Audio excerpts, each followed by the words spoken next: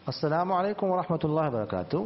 Group number 2 में अजीजुर रहमान फकीर भाई ने सवाल किया है कि मुफ्तियान करम इस मसले के बारे में बताया कि कोई शख्स अपनी बीवी को मार और पिटाई की वजह से मजबूर करके बीवी से कसम उठवाए कि जब तक मेरी इजाज़त ना हो आपने नहाना नहीं और कपड़े तब्दील नहीं करने, तो ये बीवी शोहर की इजाज़त के बगैर कपड़े तब्दील कर सकती है और नगा सकती है या नहीं।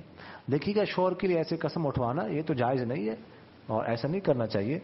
लेकिन अगर किसी ने कसम उठा ली इस तरह बीवी ने कि मैं आपके इजाज़त के बगैर कपड़े नहीं तब्दील करूंगी या नहाऊंगी नहीं, तो फिर उस सूरत में उस पर अमल करना ज़रूरी होगा।